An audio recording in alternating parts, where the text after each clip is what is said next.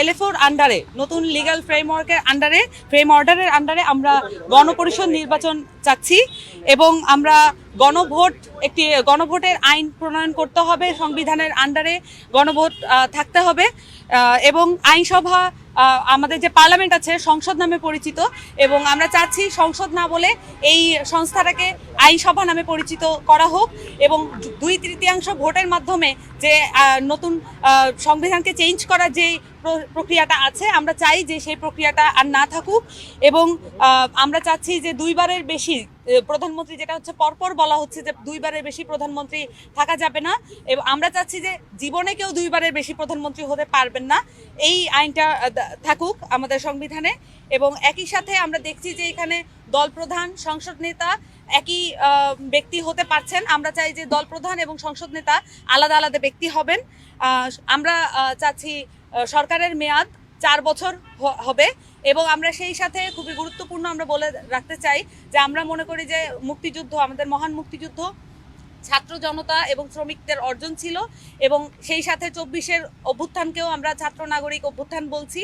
এবং একই সাথে সংবিধানে আমাদের যে প্রোক্লামেশন অফ ইন্ডিপেন্ডেন্স যেটা ছিল সেই প্রোক্লামেশনকে যুক্ত করতে হবে এবং আমাদের যে 24-এর জন্য একটি নতুন প্রোক্লামেশন জারি করতে হবে এবং 2টি প্রোক্লামেশনের সমন্বয়ে আমাদের প্রিএম্বল গঠিত হবে এবং সেই সাথে আমাদের যে মূলনীতিগুলো এতদিন পর্যন্ত সংবিধানে লিপিবদ্ধ ছিল সেই মূলনীতিগুলো আমরা মনে করি দলীয় মূলনীতি ছিল, আওয়ামী লীগের মূলনীতি ছিল, সেটিকে বিসর্জন দিয়ে আমাদেরকে নতুন মূলনীতি আমরা প্রস্তাব করেছি।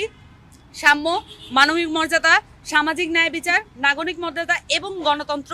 আমরা মনে করি যে এই 5টি মূলনীতির ভিত্তিতে আমাদের নতুন সংবিধান প্রণয়ন করতে হবে এবং এই সম্পর্কে আমাদের যেই প্রস্তাবনা, সেই প্রস্তাবনা টিমে আমরা যারা ছিলাম, আমরা 7 সদস্যের একটি প্রস্তাবনা টিম আমরা আজকে বক্তব্য উপস্থাপন করেছি। আমাদের সাথে ছিলেন জাতীয় নাগরিক কমিটির সদস্য সচিব আক্তার হোসেন, আমাদের সাথে ছিলেন জাতীয় নাগরিক কমিটির সদস্যবৃন্দ জহিরুল ইসলাম মুসা, মুকুল মুস্তাফিজ, সালেউদ্দিন সিফাত, সারোয়ার তুষার এবং আতিক মুজাহিদ।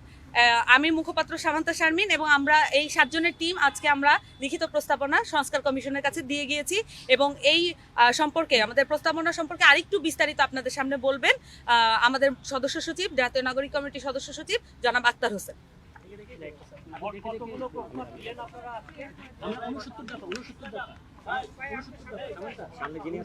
আচ্ছা, সাংবাদিক ভাই বোনেরা, আমরা 69 দফা প্রস্তাব করেছি।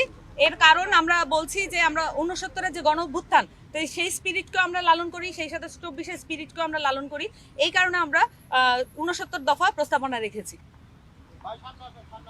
সম্মানিত দেশবাসী,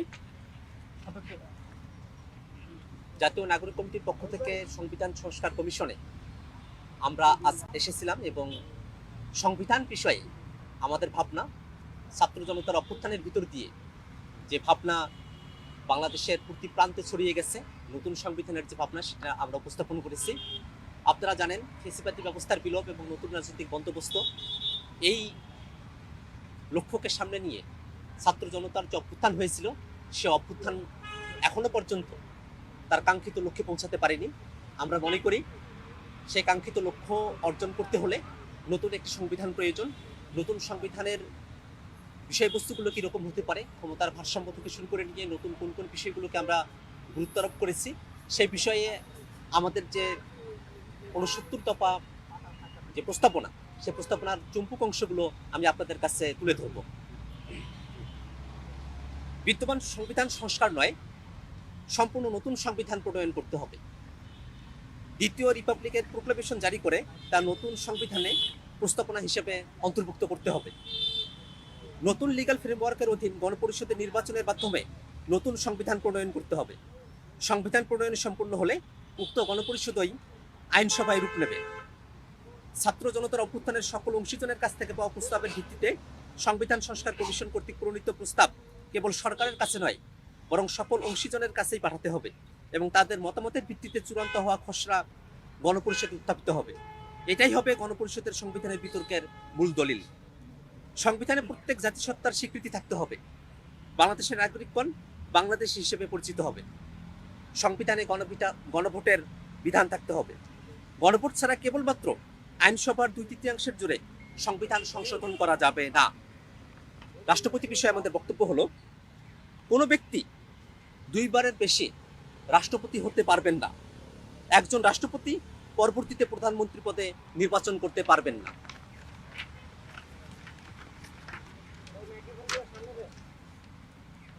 রাষ্ট্রপতির কাস্টিং ভোট থাকবে।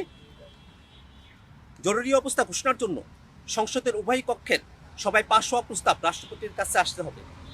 নিম্ন কক্ষের অনুপস্থিতিতে কেবল উচ্চ কক্ষ প্রস্তাব পাঠাতে পারবে। জরুরি অবস্থা চলাকালীন মৌলিক অধিকার রদ করা যাবে না। প্রধানমন্ত্রী হলে তিনি একই সাথে নিজ দলের প্রধান এবং সংসদ নেতা হতে পারবেন না। জীবনে দুইবারের বেশি কেউ প্রধানমন্ত্রী হতে পারবেন না। সাংবিধানিক পদে আসীন কাউকে অপসারণ করার ক্ষমতা প্রধানমন্ত্রীর থাকবে না। 70 অনুচ্ছেদের কঠোরতা খর্ব করতে হবে। আস্থা ভোটে দলের বিপরীতে ভোট দেওয়া যাবে না। অন্য যে কোনো বিষয়ে কোনো সংসদ সদস্য স্বাধীন থাকবেন, দলের বিরুদ্ধে ভোট দিতে পারবেন। সরকারের মেয়াদ হবে 4 বছর।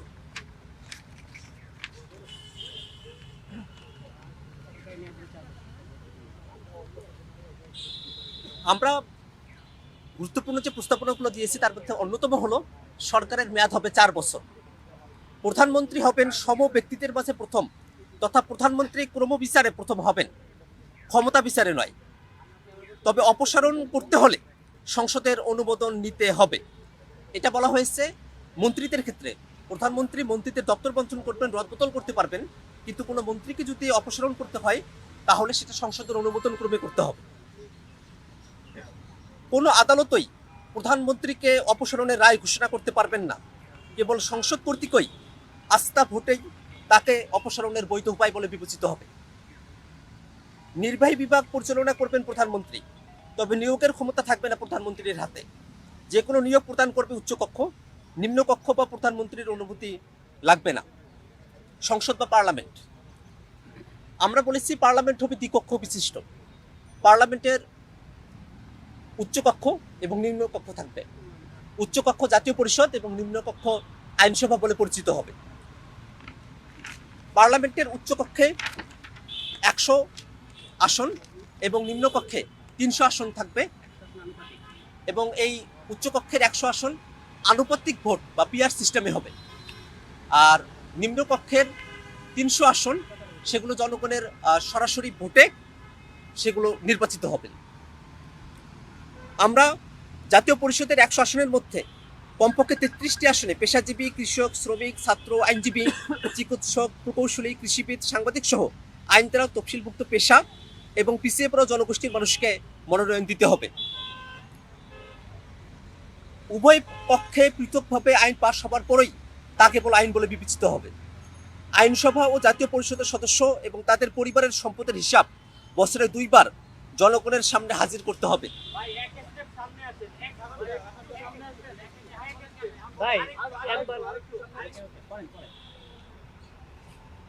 আইনসভা এবং জাতীয় পরিষদের যারা মেম্বার হবেন তাদের এবং তাদের পরিবারের যারা সদস্যবর্গ আছেন তাদের সম্পদ বৃদ্ধির হিসাব বছরে 2 বার প্রকাশ করতে হবে।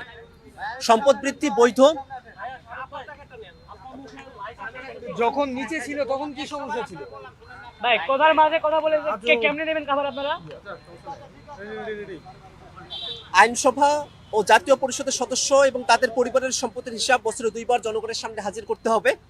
সম্পদ বৃদ্ধি বৈধ উপায়ে ও যৌক্তিকভাবে হয়েছে কিনা তা দুর্নীতি দমন কমিশন নির্ধারণ করবে। বিরোধী দলীয় নেতা, আমরা বলেছি সংসদে যিনি বিরোধী দলীয় নেতা হবেন তিনি ছায়া মন্ত্রিসভা গঠন করতে পারবেন। সংসদীয় কমিটিগুলোকে সরকারের নীতির সমালোচনা প্রেরণ করতে পারবেন। বিচার বিভাগ, আমরা বিচার বিভাগের ক্ষেত্রে বলেছি যে সুপ্রিম জুডিশিয়াল কাউন্সিল গঠন করতে হবে। সুপ্রিম জুডিশিয়াল কাউন্সিল অ্যাপিলেটিভ সুপ্রিম কোর্টের প্রধান বিচারপতি এবং বর্তমান আপিল বিভাগের 2 জন সর্বজ্যেষ্ঠ বিচারপতি, হাইকোর্ট বিভাগের 2 জন সর্বজ্যেষ্ঠ বিচারপতির সমন্বয়ে গঠিত হবে। আমরা বলেছি বাংলাদেশের প্রত্যেকটি বিভাগে হাইকোর্ট থাকতে হবে এবং যত অধস্তন আদালত আছে সেগুলোকে উপজেলা পর্যায় পর্যন্ত বিস্তৃত করতে হবে। আমরা বিচার বিভাগের সম্পূর্ণ স্বাধীনতা চেয়েছি এবং বিচার বিভাগের জন্য একটি নতুন পৃথক সচিবালয়ের প্রস্তাবনা আমরা পেশ করেছি। ন্যায়পাল, রাষ্ট্রের একজন ন্যায়পাল থাকবেন এবং আইনের দ্বারা নির্ধারিত আরও ন্যায়পাল থাকবেন। সরকারি ও তার অধীন কর্মবিভাগ সমূহ ছাড়াও রিপাবলিকের সীমানায় অবস্থিত সকল সাংবিধানিক প্রতিষ্ঠান আইনানুগ বিধি সম্মতভাবে কর্মপ্রক্রিয়া সম্পাদন করছেন কিনা তা ন্যায়পাল তদন্ত ও নিরীক্ষণ করবেন। প্রয়োজনীয় আইন বিধি প্রণয়নে সংসদ ও রাষ্ট্রপতির কাছে পাঠাতে পারবেন। প্রধান ন্যায়পাল ও ন্যায়পালের অপসারণ বা অভিশংসন হবে জাতীয় পরিষদে। আমরা মৌলিক অধিকারের ক্ষেত্রে বলেছি, কোনোভাবেই মৌলিক অধিকার হরণ বা খর্ব করা যাবে না। এমনকি জরুরি অবস্থাতেও মৌলিক অধিকার হরণ বা খর্ব করা যাবে না। সেক্ষেত্রে জরুরি অবস্থার ক্ষেত্রে মৌলিক অধিকারের যে জায়গাগুলো আছে, রিজনেবল রেস্ট্রিকশনের যে কথাগুলো বলা হয়েছে বিদ্যমান সংবিধানে, সেগুলো নিয়ে পুনর্বিবেচনা এবং পুনর্মূল্যায়ন করতে হবে। যেসব মৌলিক অধিকার ইনএলিয়েনেবল, কোনোভাবেই পরিবর্তন করা যায় না, সেসব অধিকার কোনোভাবেই রদ করা যাবে না। স্থানীয় সরকার নিয়ে আমরা বলেছি, স্থানীয় সরকার আইনসভার প্রভাবমুক্ত থাকবে এবং দলীয় প্রতীকে স্থানীয় নির্বাচন হওয়ার যে আইন করা হয়েছে সেটা বাতিল করতে হবে। আমরা স্থানীয় সরকারে যারা অনূর্ধ্ব 30 বছর বয়সী আছেন তাদের জন্য নতুন পদ পদবি তৈরি করে নির্বাচনের ব্যবস্থা করতে হবে, যাতে করে স্থানীয় সরকারে তরুণদের একটি প্রতিনিধিত্ব আমরা দেখতে পাই। জাতীয় নির্বাচনের বিষয়ে আমরা বলেছি, নির্বাচন কমিশন স্বাধীন সচিবালয়ের অধীনে থাকবে। রাষ্ট্রকে সরকারের নির্বাহী বিভাগের হস্তক্ষেপের বাইরে আনা গেলে তত্ত্বাবধায়ক সরকার ব্যবস্থার আর প্রয়োজন হয় না। তবে আগামী 2 নির্বাচন তত্ত্বাবধায়ক সরকারের অধীনে হতে পারে। জাতীয় নির্বাচনের সময় সরকার আনুষ্ঠানিক কাজ পরিচালনা করবে, কোনো সিদ্ধান্ত ও আইন প্রণয়ন ইত্যাদি করতে পারবে না। স্বরাষ্ট্র মন্ত্রণালয় সহ নিরাপত্তা বাহিনী এবং প্রশাসন নির্বাচনের আগের 3 মাস নির্বাচন কমিশনের অধীনে চলে যাবে। প্রবাসী যারা আছেন, বিদেশে বসবাসরত প্রবাসী যারা আছেন, তাদেরকে ভোটাধিকার দিতে হবে। সব মিলিয়ে আমরা যে 69 দফা প্রস্তাবনা